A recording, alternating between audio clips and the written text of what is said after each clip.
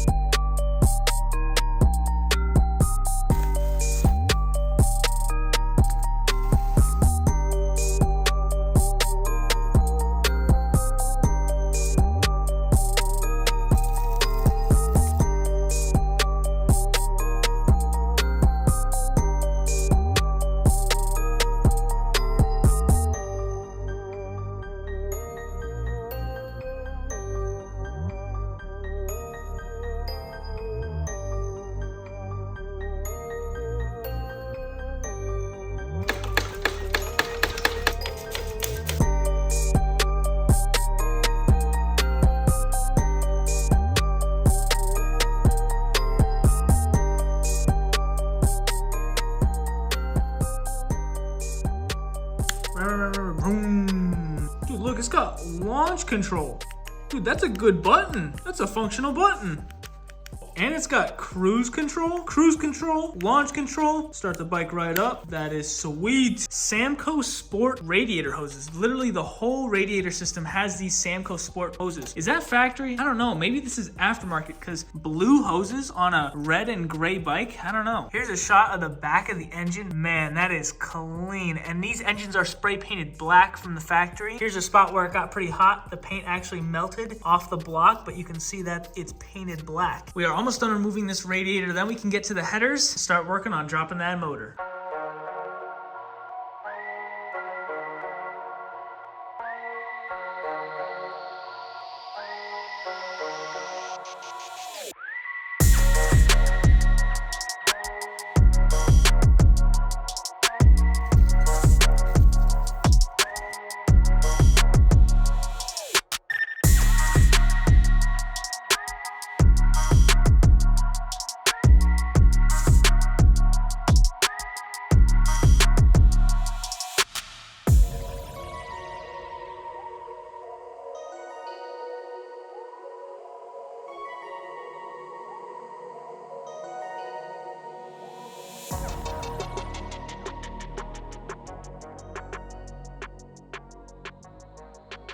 Step in the right direction. We got both of the coolers off. Oil cooler, radiator, and dare I say it, these things look savable and reusable. The insides are super clean, nice and shiny. Just all the soot on the outside makes them look just disgusting. Another cool thing, these are titanium mesh guards. You can see they changed color with all the heat. I mean, probably would never happen on its own. Funny how they changed color with the fire. Very good sign is this oil is very clean and red. So I think that's Motul, I believe, for these Italian bikes. Motul. And you guys saw a ton of it leaked out earlier when the bike was sitting here for a while. I'm not sure why it decided to leak out now since it's been sitting at the auction for so long. Anyway, we got those coolers off and I saw something that just made me think, man, MV Agusta is probably now my favorite brand. Us bikers know very well headers are like one of the most annoying things to take on and off. And are you guys seeing what I'm seeing? You can remove the headers with 2 bolts, 1 and 2. That's MV speaking my love language. And also, may I mention, I've been taking apart this whole bike with 2 bits, essentially. A 4mm Allen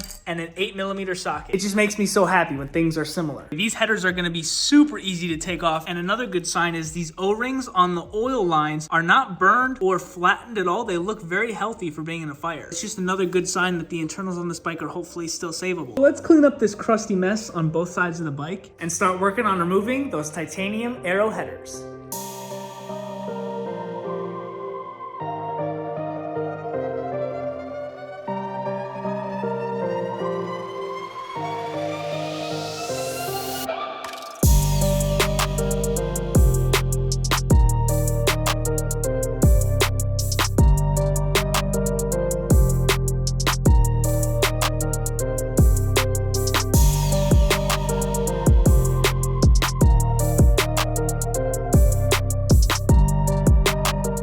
Molted aluminum, maybe? Wait, actually, heat shield.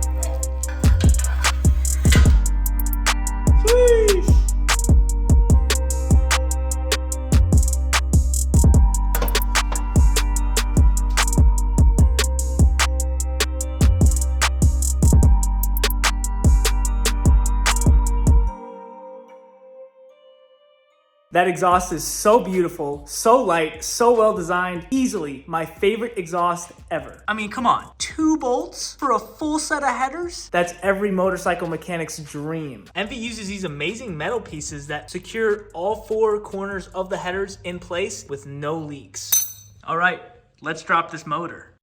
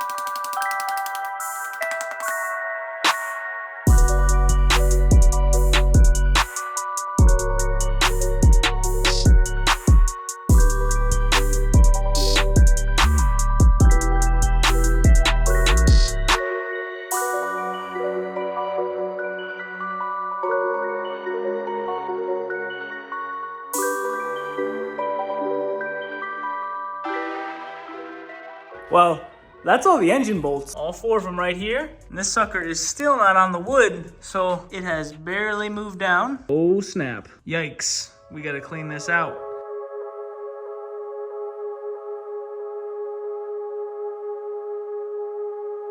Dice is on the beat.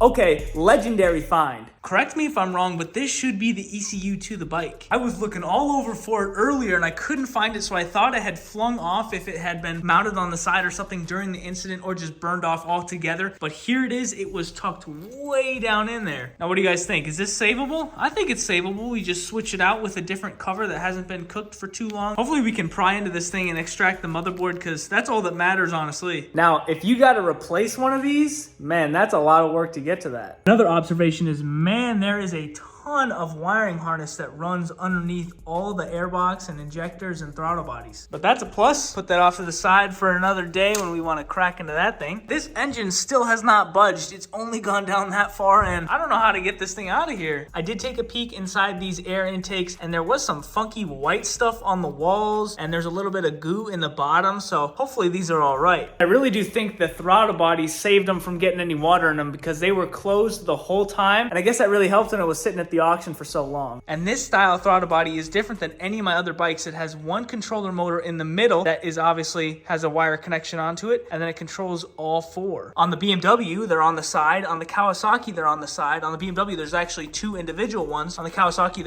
I think there's 1. Yeah, you can kind of see it down there on the Kawasaki. Just something pretty cool and different about this MV. The next plan of action is to tear the rest of this wiring harness out of here, vacuum it, get it a nice good clean, and hopefully this motor drops right out.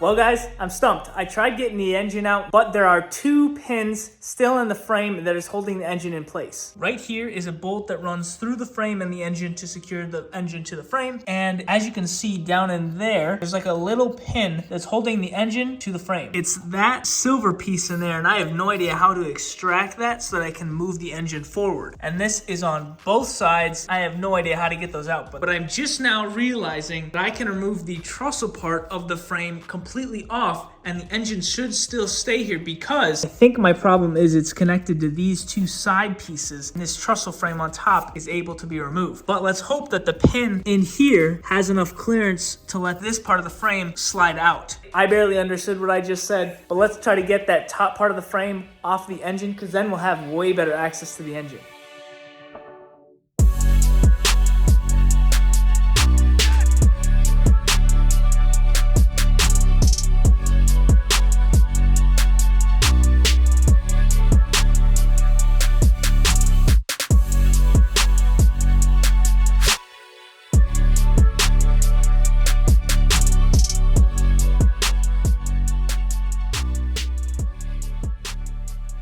Well, I thought that was gonna go a little bit better than it did. The frame is still stuck on those sleeves. Maybe I need like a puller tool to go inside the hole, then expand and then pull the sleeve out on both of these sides. And I will be checking out a manual to see how they do it from the factory, but I'm sure those sleeves slide out a lot easier when they're not burned or roasted to a crisp. Anyway, something really cool with this MV Agusta is check out this thing right here. You guys know what this wire is? That's right, it's a stator wire because the stator is on top of the transmission. Usually, like on these bikes, the stator is right there on the side. And right here, stator. But on this Brutale, there is no stator on the side here. They stick it on top of the transmission. And next to it is the starter down there. But like on our Ducati, the starter is way off to the left side of the bike. So that's pretty cool. I have never seen that before. I am really curious how they made that work because I've never seen that design layout ever on an engine. I'm sure it does help distribute the weight to the center of the bike, helping the gyroscopic effect when you ride a motorcycle. As you can see, it's in the very center of the frame. Just cool little bits and pieces here that you'd really never get to see unless you burned your bike down. Don't do that. But hopefully in the next one, we get this engine out of the frame. We'll catch you guys in the next one.